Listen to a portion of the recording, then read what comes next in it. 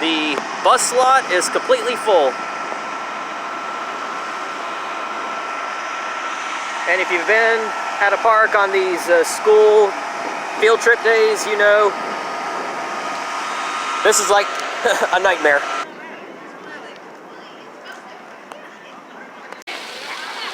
But I was here at Fire and Ice, spring break time, and now this one. And we are about to enter into a rainy season here. And if you live anywhere near this area, you know when we get into a rainy pattern in late May and June, it just rains forever.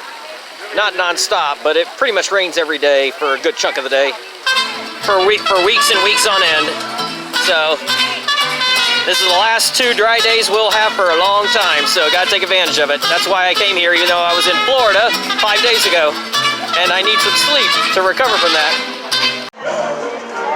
Well, I've made a lap around the entire park, and this is the 3rd food place I've seen open.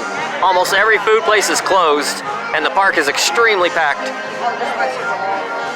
So don't ever come on a school day, because they don't have enough staff to have all the food places open, and the park is going to be packed with field trippers. Well, the food lines are really long, but most of the coaster lines so far have been reasonable.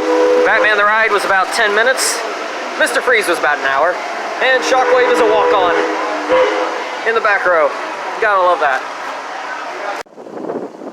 So the food lines were crazy long, but I utilized the mobile ordering, and that was a godsend.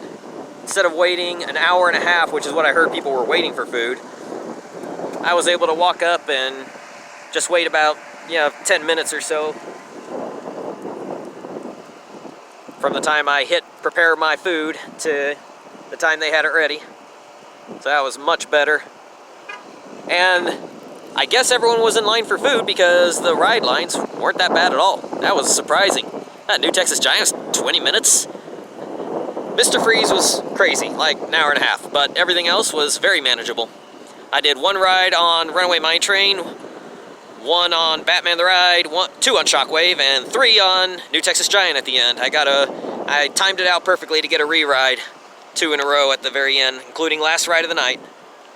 I did the very back row for my first ride, and then I did next to last row, and I had to move up a couple rows to stay on for the last ride. And I'm back tomorrow. And hopefully I get a much better parking spot, because I'm like way off in the boonies.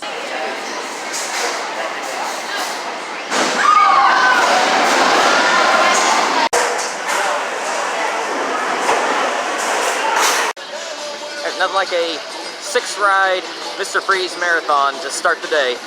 You definitely want to rope drop Mr. Freeze, not only because it builds a line later on in the day, but operations just slow down immensely because on one side somebody got sick, so they're down to one side for the time being.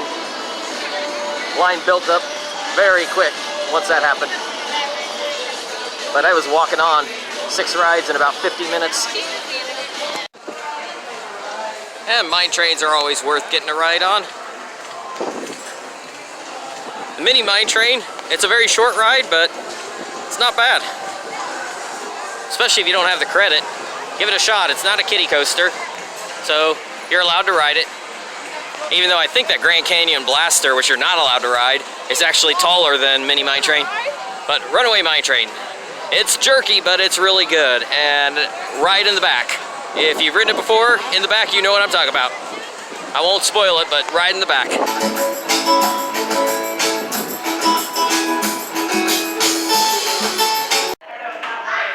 So this is the cilantro and lime chicken at the JB Smokehouse. It is on the secret menu, and I think it is just for during the Viva La Fiesta. So this weekend is probably it, which means it's already off, but keep an eye out. Maybe they'll put it back on. If they do put it back on, it is on the dining plan. It is a $2 upcharge. And when you come to a park, as much as I do to this park, you don't mind taking some time, just sit back and relax. Don't have to get 20, 30 coaster rides in a day.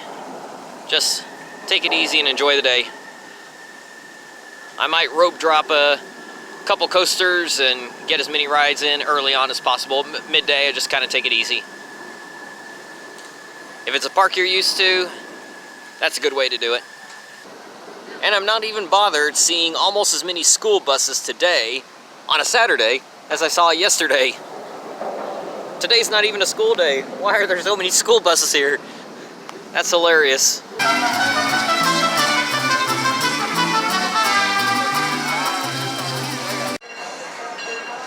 I did single rider on Pandemonium. That's definitely the way to go on that. Cut a lot of time off. The line, it was a full queue spilling out onto the midway, and single rider got me on in less than 10 minutes. Then I did Judge Roy's Scream, which is having some technical problems, but I still got to ride it twice. Now taking a look at Aquaman, set to open next year, hopefully, unless they delay it again. No work has been done in over a year on this thing.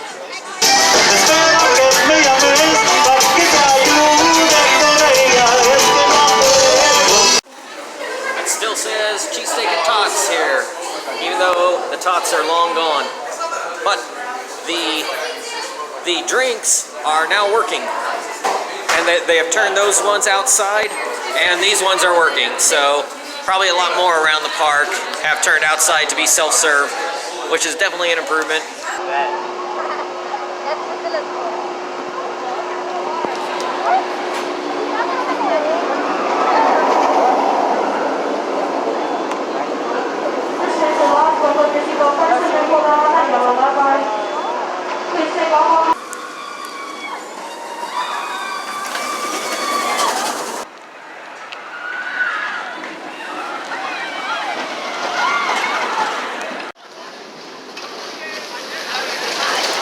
Well, I thought we had last ride of the night. Somehow they came up with a nearly full train after us.